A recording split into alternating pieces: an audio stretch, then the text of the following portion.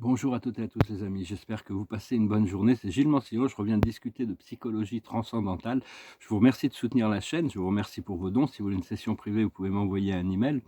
Je veux discuter du fait que toute cette polarité que l'on vit, hein, l'équilibre entre le noir et le blanc, entre le haut et le bas, le bien et le mal, tout ça, c'est une création divine originellement, hein, quand même. Il faut comprendre que Dieu a créé la polarité pour l'expansion de l'univers. Vu qu'on nous a donné la volonté individuelle, c'était vraiment la meilleure chose à faire que de créer ce champ dynamique d'expérience où il y a vraiment tous les choix possibles, hein, tous les choix possibles qui se reflètent à travers l'éternité, à travers la loi de cause à effet.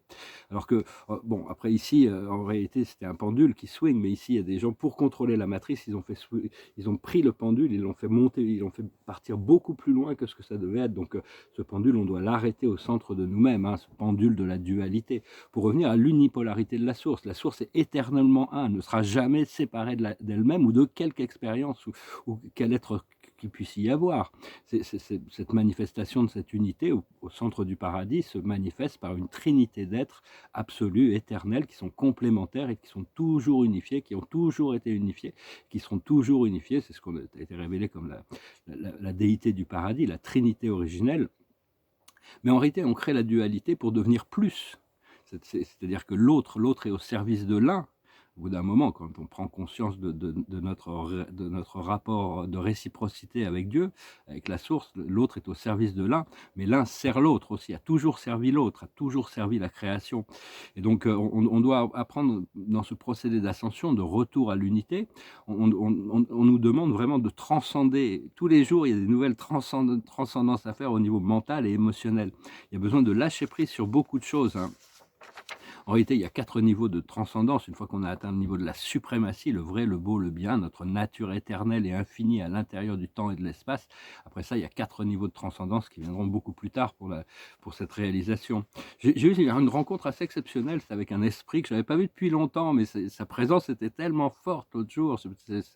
Puis je l'avais oublié, puis ça m'est rappelé quand même qu'on a eu cette interaction. C'est avec un seigneur, un être spirituel qui s'appelle le seigneur Krishna. Il est très, je vois vraiment sa physicalité est très puissante. Et puis bon, il m'a pas mal aidé, il m'a aidé avec quelque chose. Il y a un petit exercice qu'on doit faire tous les jours. On doit apprendre à pardonner 4 personnes. On doit pardonner 4 personnes. La première, c'est vous. Il y a 3 autres personnes à pardonner. Et il y a trouver au moins 4 raisons d'avoir de la gratitude pour chaque jour, hein. Parce que quand on rentre dans les activités de la matrice, on rentre dans la cause et l'effet. Donc il y a besoin d'avoir des stratégies, il y a besoin des fois c'est des parties de poker, des fois c'est des parties d'échecs. Mais enfin, quand on est lucide et conscient qu'on est connecté à la source, on a de nombreux coups d'avance sur les joueurs qui jouent seulement sur le terrain. Bon, il y a pas de malveillance par rapport à ce jeu de la dualité, hein, mais depuis l'unité, on a une perception quand même qui est beaucoup plus intégrée. Parce qu'en réalité, quand on rentre dans cette sphère de la réalité de l'unité, de la 5e dimension ou au-delà de cette unification avec la source, on s'aperçoit que tous les échanges, toutes les relations, c'est entre Dieu et Dieu. Toujours, il ne peut pas y avoir autre chose. Tout est entre Dieu et Dieu. Des fois, c'est des choses très très basses et très lourdes. C'est parce que les volontés individuelles, Dieu a donné cette volonté individuelle. Mais enfin, cela dit, il faut savoir que les humains ici, nous sur Terre, on n'est pas il y a beaucoup d'extraterrestres qui sont sur la Terre qui font pas partie de l'humanité, enfin qui sont des terrestres, mais ils ne sont pas de la race je suis. Nous, on a cette présence je suis et on a une âme qui a toujours ce désir, cette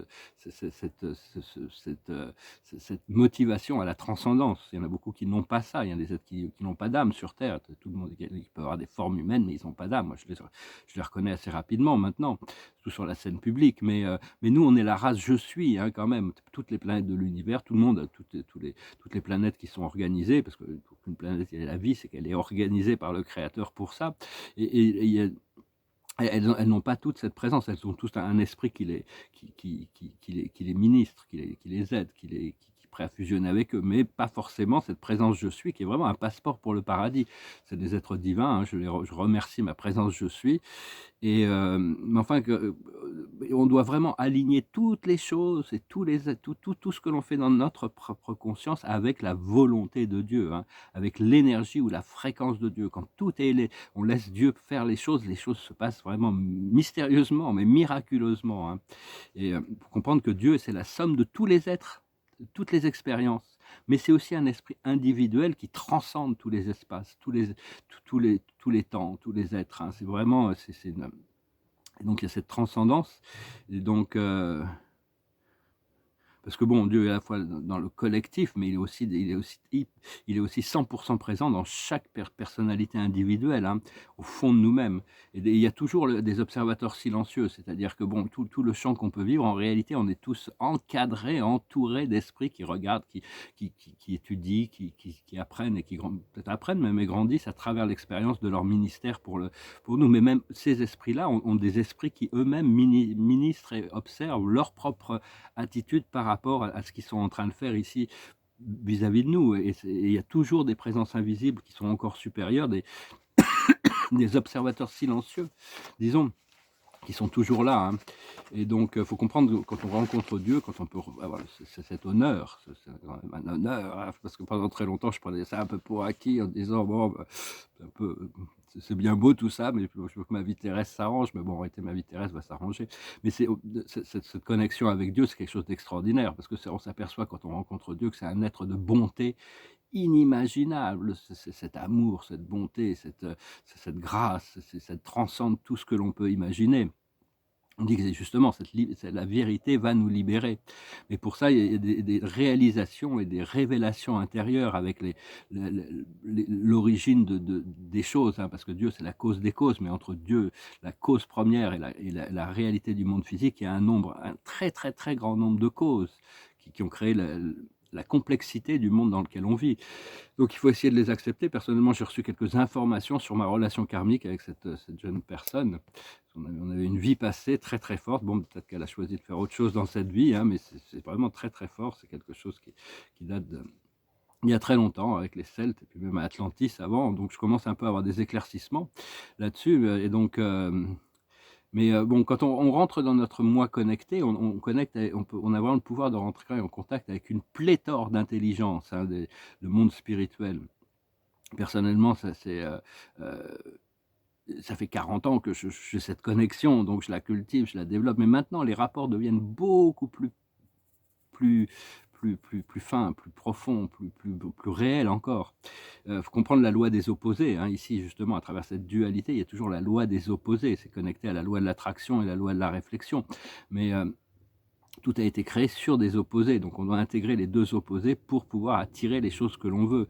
Sinon, c'est pour ça qu'on doit aussi comprendre que le pouvoir de la négation, même la double négation ne fonctionne pas. On les utilise pas en hypnose, hein. C'est-à-dire, faut utiliser les affirmations positives parce que l'univers ne fait pas, la vie ne fait pas la différence entre ce que l'on imagine, enfin, la vie est consciente, elle relativise les choses et il y a toutes sortes de protections qui sont en place, mais tout ce que l'on imagine pour notre âme est aussi réel que les choses dans lesquelles on vit. Donc il vaut mieux quand même cultiver des idées positives toujours, hein et donc tout dépend de nos pensées, de nos émotions et de nos désirs. Ce sont les 3 choses qu'on doit vraiment contrôler. On doit devenir maître de nos pensées, maître de nos émotions et maître de nos désirs. C'est très important et de plus en plus aller créer dans un plan supérieur, hein, dans tout ce qui est. On a accès à tout ce qui est, l'esprit de Dieu, hein. On a beaucoup plus d'outils là-haut pour créer les choses qu'on a besoin, une fois qu'on peut avoir accès à ces plans et après on voit comment on peut le manifester ici-bas. Cela dit, il y a beaucoup d'espaces et puis je sais pas, par rapport à cette relation, l'esprit me montre quand même que c'est prévu quand même de venir se manifester physiquement cette relation avec cette personne. C'est juste difficile, parce que 2 relations karmiques d'âme très fortes. Il y en a une qui est très paisible, très stable, toujours présente. Puis il y en a une autre qui est beaucoup plus puissante, intense, mais qui arrête pas de se dissoudre et qui part dans tous les sens et donc enfin, c'est peut-être ce que j'ai besoin pour me pousser à l'expansion, hein. Peut-être que cette personne est vraiment un match pour moi et donc on voit un petit peu comment on va vouloir manifester les choses. Cela dit, personnellement, j'ai plutôt le choix de laisser ma présence je suis et mon âme décider beaucoup de choses pour moi. Il y a beaucoup de choses sur lesquelles j'ai pas le choix parce que c'est mon choix de laisser ce pouvoir à mon âme et mon moi supérieur, hein, parce que il faut faire ce choix quand même. Voilà, écoutez, j'espère que ce message aura été intéressant pour vous. Je vais retirer quelques petits oracles, chanter une chanson qui me passait par la tête. Elle est dure à chanter, mais je vais quand même essayer de la tenter. C'est une chanson française. Et puis, un message de la journée. Faire le ménage, ouais, il y a un peu de ménage à faire, hein. Un peu de ménage à faire, et puis on va voir un peu de ce côté-là, si on voit le côté des Akash. Parce que l'Akash, c'est les vies passées. Une fois qu'on comprend les relations qu'on avait eues dans des vies passées, on comprend on comprend mieux pourquoi on a ces rapports si forts dans cette vie passée avec cette personne. On était dans je sais pas, ça devait être en Écosse ou en Norvège, quelque part, il y a très longtemps, on était celtes et on était vraiment un couple de pouvoir. On était unis pour la vie, hein, c'était très très fort. Et donc c'est un petit peu ça m'explique, bon, faut pas que faut que je la soutienne quand même. Quand elle en a besoin, même si je suis obligé de partir quand elle me trompe, mais enfin elle me trompe, c'est ce qu'elle a fait sa vie, quoi. L'observateur de la journée, c'est les anges. La plus haute sagesse, c'est les Gréco-romains. Ce qu'il faut comprendre, c'est la cache, c'est l'Égypte, c'est l'immortalité, c'est l'éternité. Ce qu'il faut faire, c'est l'époux-l'épouse, hein. Moi, je reste continuer. Je sais que si je peux harmoniser cette relation, déjà toute mon énergie s'aligne. C'est très délicat, c'est très difficile parce que à cause des circonstances du temps, c'est très challenging. Et l'aboutissement, ça va être la sagesse. On arrive dans ce plan de sagesse. Bon, je me permets de partager des trucs qui sont un peu perso, hein. Peut-être que je devrais pas, je vais peut-être arrêter ça. Mais bon, en tout cas, il y a plein de choses qui se préparent. Je vais finir avec cette chanson. Je vous remercie, hein, pour tout. Et puis, je retirerai quelques cartes peut-être à la fin. Voilà, avec le Dakini, je retirerai 4 cartes. C'est une chanson qui nous invite à penser que peut-être qu'on serait mieux au soleil, peut-être qu'on serait mieux dans une île tropicale. Ça s'appelle Emmenez-moi. Vers les docks où le poids et l'ennui me courbent le dos. Ils arrivent le ventre alourdi de fruits les bateaux. Ils viennent du bout du monde apportant avec eux des idées vagabondes aux reflets de ciel bleu, des mirages, traînant un parfum poivré de pays inconnus et d'éternels étés où l'on vit presque nu sur les plages, moi qui n'ai connu toute ma vie que le ciel du nord. J'aimerais débarbouiller ce gris environ de bord. Emmenez-moi au bout de la terre, emmenez-moi au pays des merveilles. Il semble que la misère serait moins pénible au soleil. Dans les bars à la tombée du jour avec les marins. Quand on parle de filles et d'amour, un verre à la main. Je perds la notion des choses et soudain ma pensée m'enlève et me dépose un merveilleux été sur la grève, où je vois tant dans les bras l'amour qui comme un fou se devant de moi et je me pends au cou de mon rêve. Quand les bars ferment et que les marins rejoignent leur bord, moi je rêve encore jusqu'au matin debout sur le port. Emmenez-moi au bout de la terre, emmenez-moi au pays des merveilles. Il semble que la misère serait moins pénible au soleil. Un beau jour sur un rafio craquant de la coque au pont. Pour partir, je travaillerai dans la soute à charbon. Prenant la route qui mène à mes rêves d'enfant, ou sur les îles lointaines où rien n'est important que de vivre, où les filles alanguies vous ravissent le cœur en tressant ma tondie de colliers de fleurs qui enivrent. Je fuirai laissant là mon passé sans aucun remords. Sans bagage et le cœur libéré en chantant très fort. Emmenez-moi au bout de la terre, emmenez-moi au pays des merveilles. Il semble que la misère serait moins pénible au soleil. Une chanson de C'était Charles Aznavour, bien sûr, qui chantait cette chanson. Et, euh, et donc voilà, bah oui, on va aller visiter hein, toutes ces îles lointaines. On va aller visiter le monde, là, je sens, bientôt. On va pouvoir rentrer on parle physiquement. Parce que bon, le monde, on le possède déjà. Il suffit de le visualiser dans son troisième œil, l'entourer de lumière, lui envoyer de l'amour. La Terre apprécie toutes les moindres petites pensées qui est toute inclusive et qui est remplie d'amour, sert la Terre et son ascension. L'observateur de la journée, c'est lourd et méchant. Il faut vraiment essayer d'éviter d'être lourd et méchant. C'est un peu le piège. Ce qu'il faut, la plus haute sagesse, c'est le phénix, c'est la sagesse, c'est la renaissance. C'est vraiment une renaissance, le pouvoir du soleil, le pouvoir de toutes les bonnes choses. Ce qu'il faut comprendre, c'est les hautes tensions. On est vraiment, il y a des tests, donc il faut arriver à passer les tests. Comprenez que c'est un test. Quand on est stressé, quand il y a des choses qui nous donnent de la tension, c'est un test. On voit comment on arrive à désengager la tension. Qu'est-ce qu'on peut se relaxer, pardonner, revenir au centre, penser à quelque chose d'agréable, réinclure tout ce qui pouvait nous stresser, renvoyer de l'amour encore et de la lumière et détendre les cordes. Il y a plein de travail à faire, que chacun trouve la manière qui est appropriée, mais enfin les pensées, les émotions et les désirs sont vraiment ce que l'on doit maîtriser. Ce que l'on doit faire, c'est l'esprit de l'arbre, Yakti. C'est vraiment on a grandi, on a changé. Beaucoup de choses ont changé dans ma perception ces derniers mois, ces dernières années, ces derniers jours même. Et l'aboutissant, c'est les perles au cochon. On doit avoir de la discrimination, de ne pas donner notre énergie. Si c'est pas, des fois, il faut mieux se retirer des situations. Il ne faut pas se compromettre avec des choses.